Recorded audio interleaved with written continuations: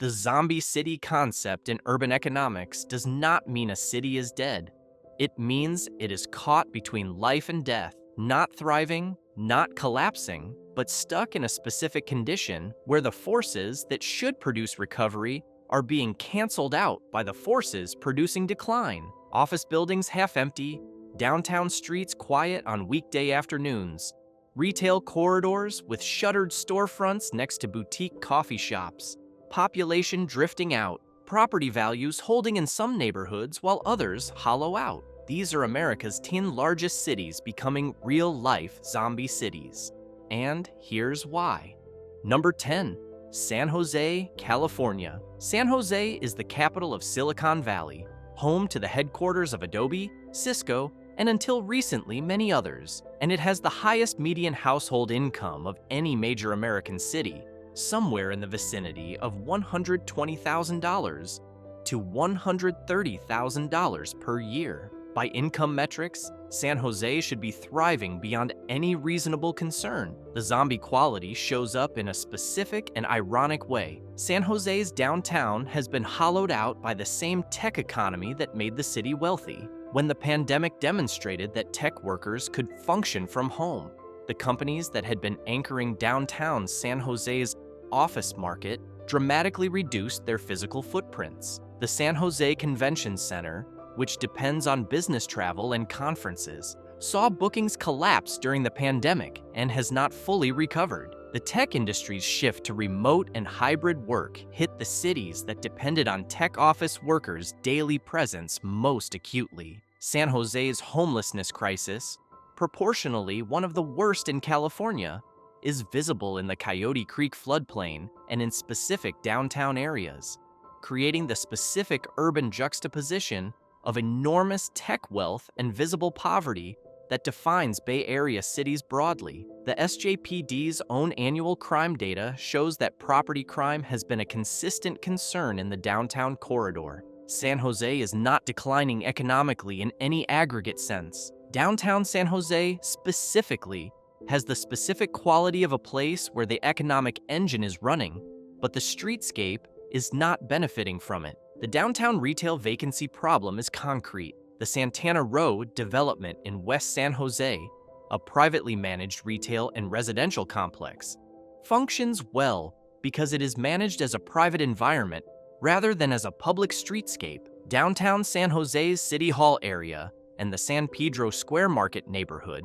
have pockets of activity surrounded by blocks that feel thin, underoccupied, and uncertain about what they want to be. The specific irony of San Jose's situation is that the city has the fiscal resources that most zombie cities lack: the property tax revenue from Silicon Valley's extraordinary land values, the business tax revenue from some of the world's most profitable companies, and the population of some of the highest-earning workers in the United States. What it lacks is the concentrated street-level vitality that converts economic activity into urban experience.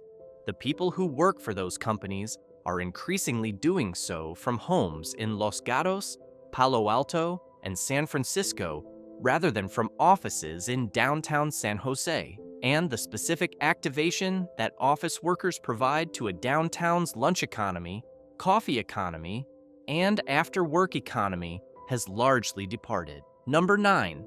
Dallas, Texas. Dallas is one of the fastest-growing major metropolitan areas in the United States. The Dallas-Fort Worth-Arlington Metropolitan Statistical Area added approximately 170,000 people per year in the early 2020s and has been the most popular domestic migration destination in the country for several consecutive years. By growth metrics, Dallas is the opposite of a zombie city. The zombie element is specific to the urban core. Dallas's downtown had a commercial real estate vacancy rate that multiple analyses placed above 30% in 2023 and 2024, among the highest of any major American downtown. Texas's robust economy and business-friendly environment has attracted corporate relocations and expansion, but the expansion has occurred primarily in suburban office parks in Plano, Frisco, and the northern suburbs,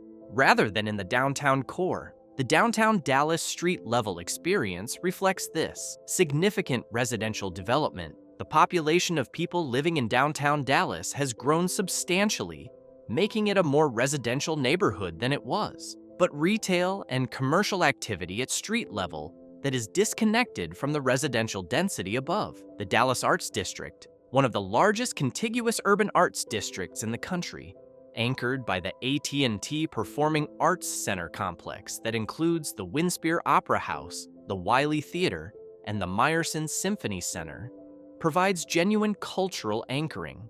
But the blocks between the Arts District and other downtown destinations have the specific quality of in-between urban space that never fully activates. The commercial real estate dynamic in Dallas is particularly pronounced because Texas's tax and regulatory environment made it the destination of choice for corporate relocations. Goldman Sachs, Charles Schwab, Oracle, and dozens of other companies have moved headquarters or major operations to the Dallas area. But those companies are locating in the Uptown neighborhood, in Legacy West and Plano, in the Frisco corridor, and in other nodes that are not the historic downtown. The irony is that Dallas is receiving the migration that its business climate is explicitly designed to attract, and the downtown is not the primary beneficiary. The specific forecast challenge for Dallas downtown: the city has significant underutilized office inventory that developers are attempting to convert to residential use. But office-to-residential conversion is architecturally and economically difficult. The deep floor plates of most office buildings are poorly suited for residential layouts, and the conversion costs can be higher than new residential construction. The cities that have successfully converted post-pandemic office vacancy into residential supply are relatively few, and the economics work better in some markets than others. Number 8. Philadelphia, Pennsylvania. Philadelphia is the 6th largest city in the United States by population, a historic city of significant architectural and cultural depth, and one of the most persistently economically bifurcated major American cities. The Center City District, the area between South Street and Vine Street, from the Delaware to the Schuylkill, is a genuinely vibrant, walkable urban neighborhood with a restaurant and bar scene, residential density, and the institutional anchors of the University of Pennsylvania Health System and Jefferson Health. It is the neighborhoods beyond Center City where Philadelphia's specific character becomes apparent. Philadelphia's overall poverty rate is among the highest of any major American city, consistently above 23 to 25%, roughly twice the national average. North Philadelphia, West Philadelphia, beyond the University District, and Kensington in particular, have developed levels of concentrated poverty and social dysfunction that have resisted decades of intervention. The Kensington neighborhood's open-air drug market, visible on Kensington Avenue, documented in national and international journalism, is among the most photographed examples of urban drug crisis in the United States. The opioid crisis is Philadelphia's most acute zombie indicator.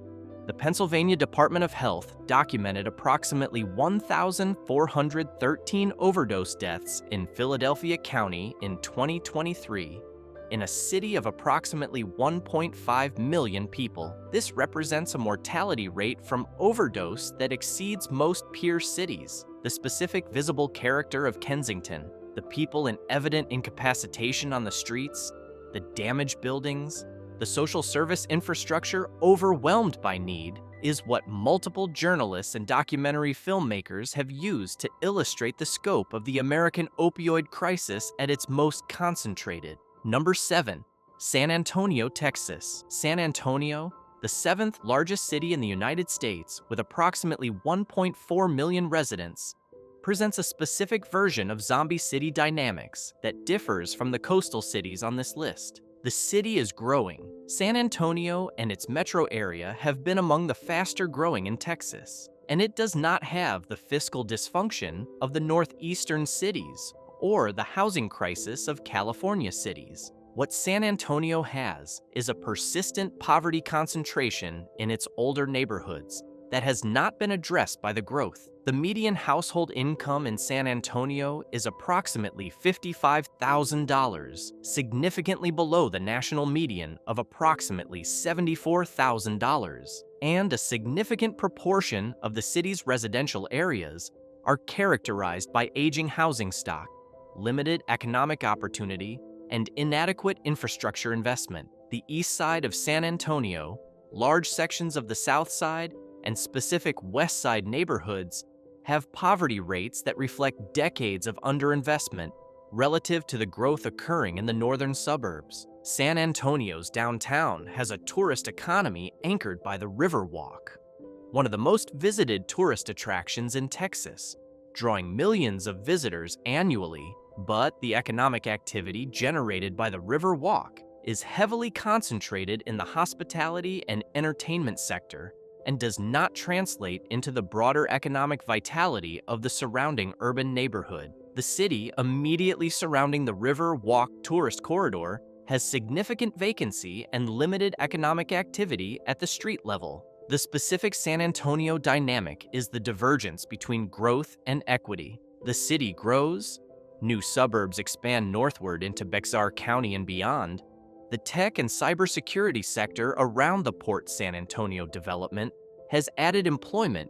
USAA's headquarters provides a major employer anchor, but the older established neighborhoods on the south and east sides have not shared proportionately in that growth. The infrastructure gap between the growing northern suburbs and the older urban neighborhoods is visible in road quality, school facilities, and access to services. San Antonio's municipal budget has been constrained by a specific Texas dynamic. The state of Texas limits the ability of municipalities to raise property tax revenue above certain thresholds without voter approval, and the property tax base in the lower income neighborhoods is insufficient to generate the revenue needed to maintain and improve their infrastructure. The result is a fiscal geography that mirrors the social geography.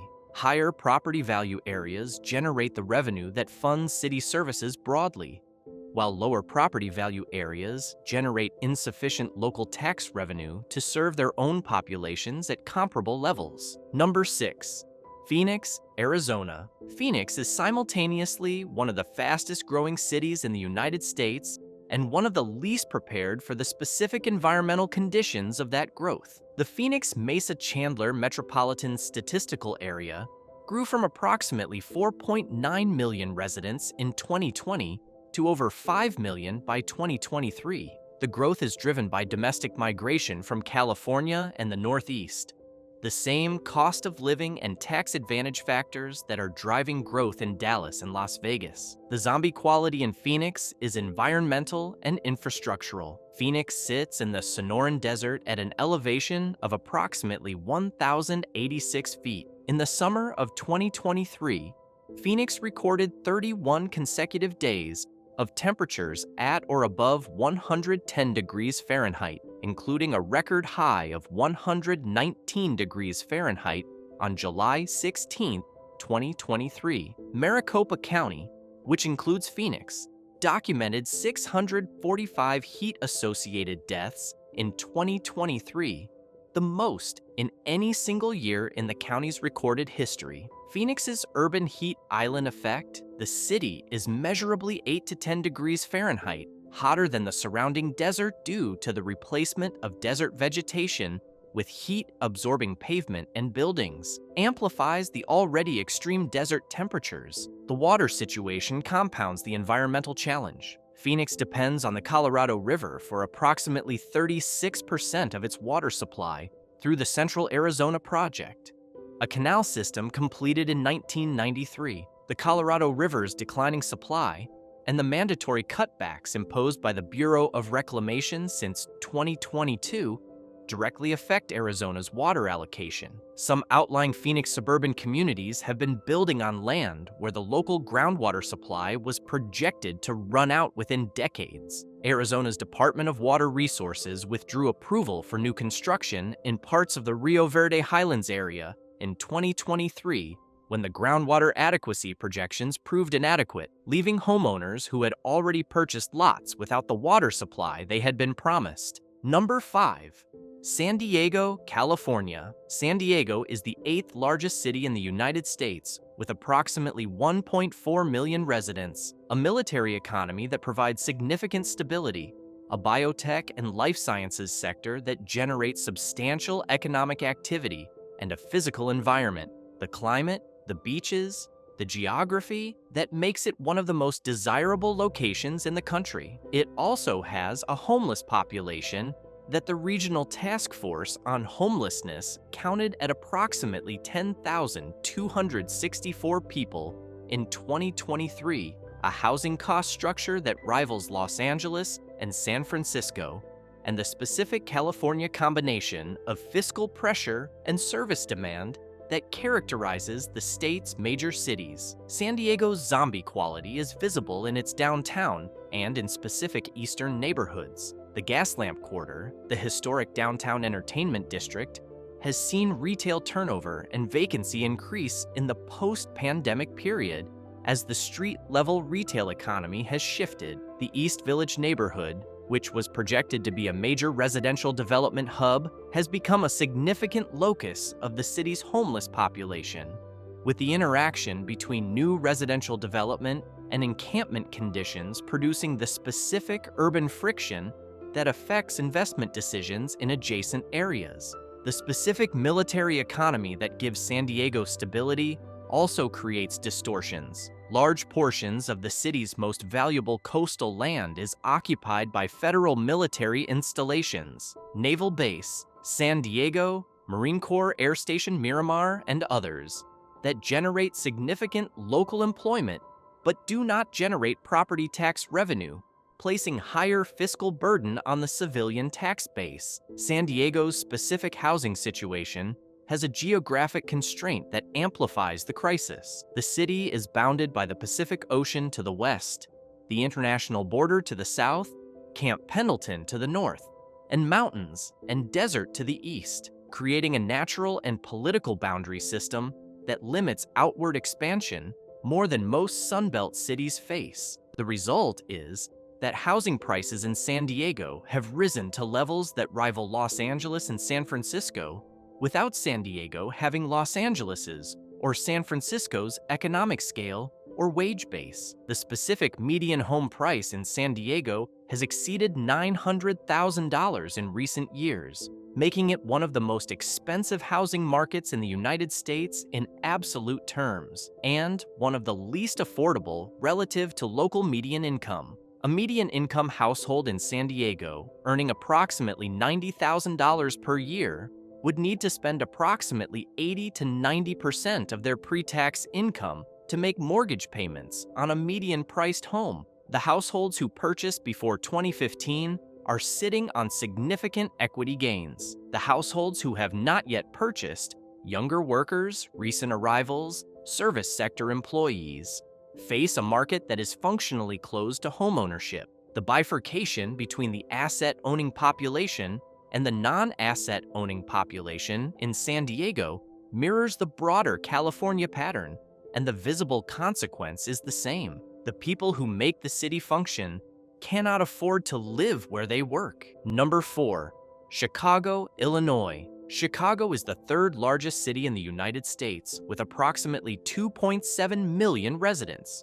One of the world's most important financial and trading centers, the home of the Chicago Mercantile Exchange and the Chicago Board of Trade, a cultural institution of the first order and a city-losing population. Chicago lost approximately 48,000 residents between 2020 and 2023, according to U.S. Census estimates, a net decline of approximately 1.8%. The city has been losing population in varying amounts for most of the past 4 decades. The population loss is not evenly distributed. The Chicago Loop, the central business district, has one of the highest commercial office vacancy rates of any major American downtown, with some analyses placing it above 25% in 2024 as remote work continued to reduce the demand for central city office space. Meanwhile, Chicago's South and West Side neighborhoods, North Lawndale, Inglewood, Austin, and others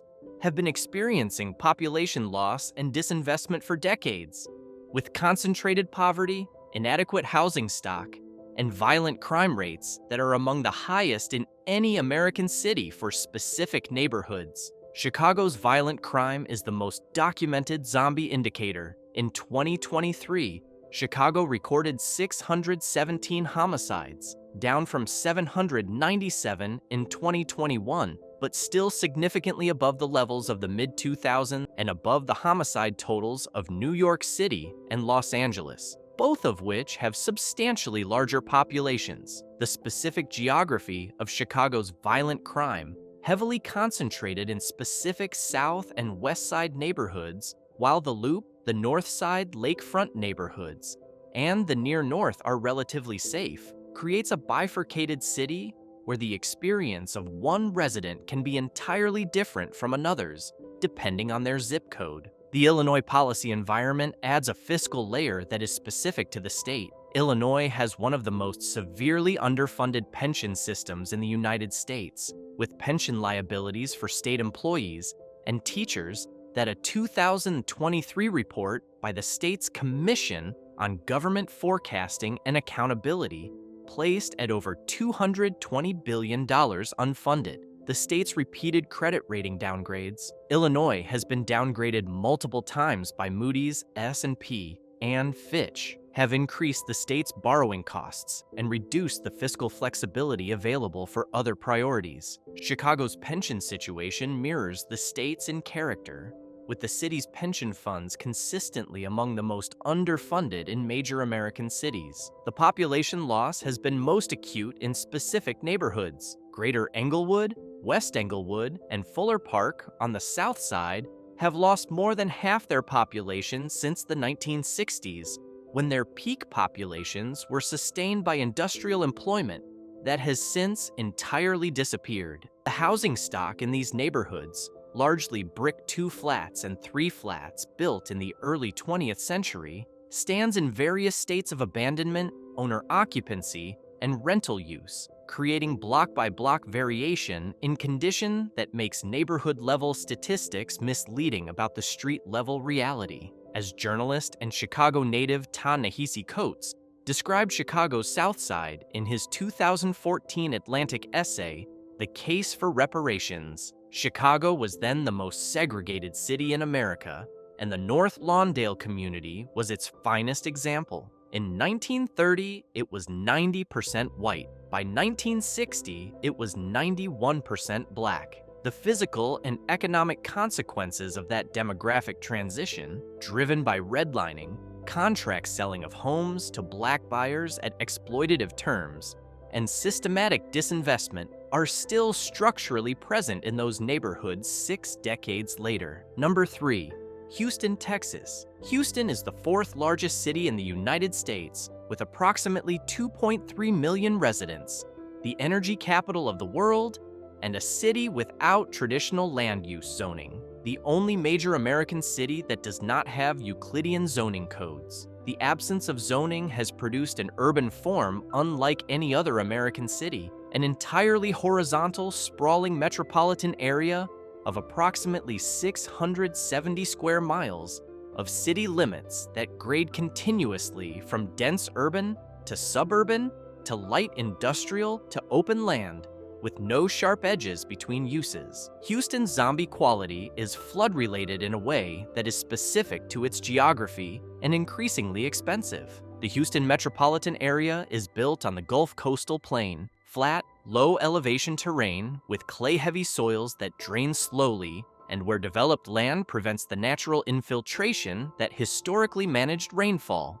Houston has flooded catastrophically multiple times in recent decades. The Memorial Day flood of 2015, the Tax Day flood of 2016, and Hurricane Harvey in August 2017, which dropped an estimated 60 inches of rain in some areas over 4 days, killed 36 people directly, caused approximately $125 billion in damage, and flooded approximately 300,000 structures in the Houston metropolitan area. Harvey was not the last major flood event The Memorial Day flooding in May 2024 killed at least 4 people and caused significant infrastructure damage. Houston's location, combined with climate change increasing the intensity and frequency of rainfall events in the Gulf region, makes the specific flooding pattern a permanent and worsening feature of life in the metro area, rather than a temporary crisis between normal periods. The specific zombie quality, the neighborhoods that flood repeatedly, are frequently not the wealthy neighborhoods, which are built on higher ground or have better drainage infrastructure. The Kashmir Gardens, Fifth Ward, and other lower-income neighborhoods flood regularly, sustaining damage that is often not fully repaired before the next event, creating a pattern of chronic low-grade deterioration that is distinct from the single catastrophic event that is easier to process and recover from. Number 2,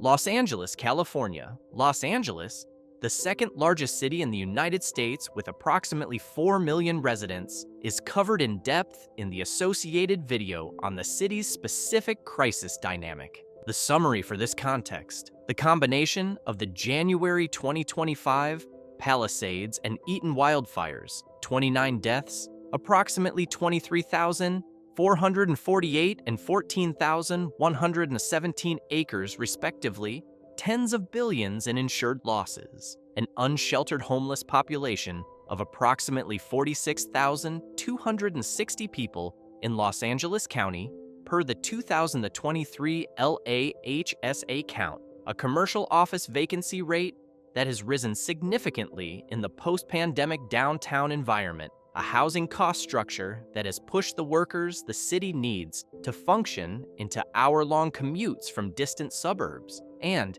an insurance market that has withdrawn from significant portions of the city's residential geography, represents the simultaneous occurrence of crises at a scale that the city's institutional capacity to respond has not kept pace with. The specific zombie quality of Los Angeles is the gap between its extraordinary assets: the Port of Los Angeles and Long Beach, handling 40% of U.S. container imports, the entertainment industry, the tech sector, the 2028 Olympics investment, and the specific deterioration that is visible in its public spaces, its transit system, and the daily lived experience of its residents who have not left and who are deciding daily whether to stay. Number 1, New York City, New York. New York City, the largest city in the United States with approximately 8.3 million residents, the global financial center, and the most commercially significant urban area in the Western Hemisphere,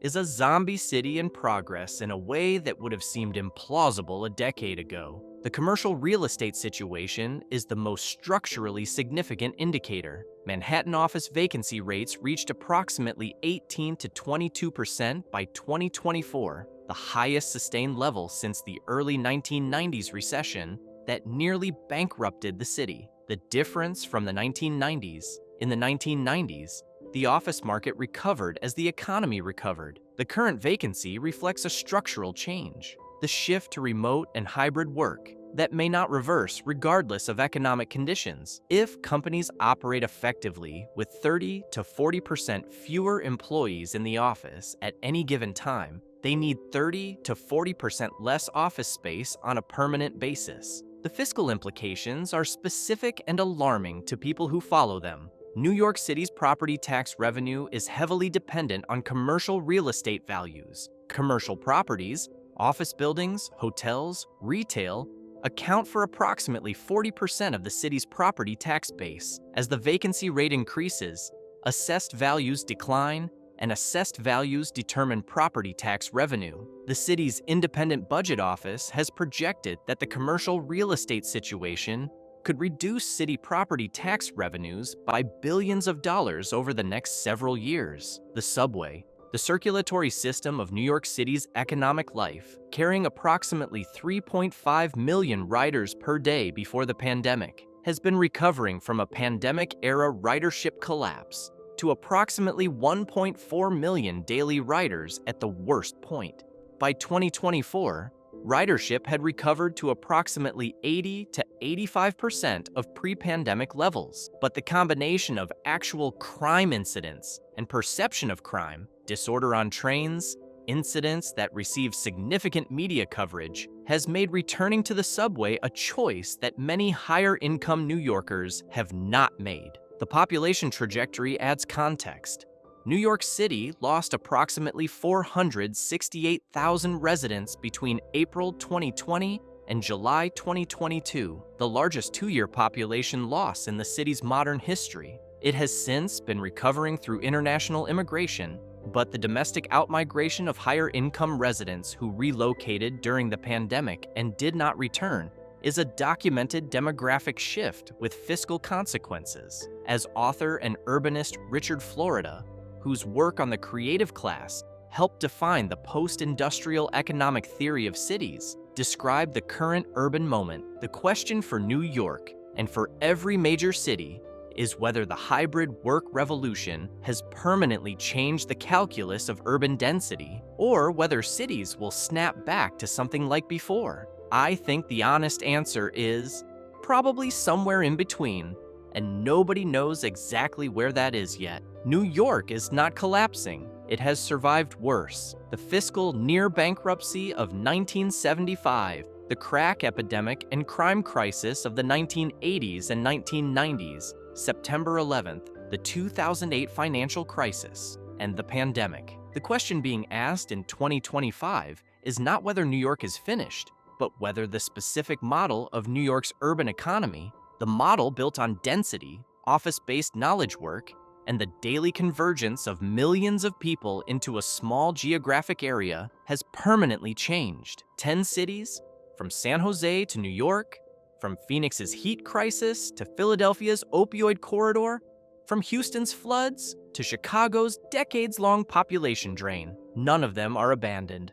Most of them are growing or holding. The zombie quality is not death. It's the specific condition of not being alive in the way they were designed to be. Urban America in 2025 is working through that condition in real time. Hit that like button and subscribe. More content like this coming.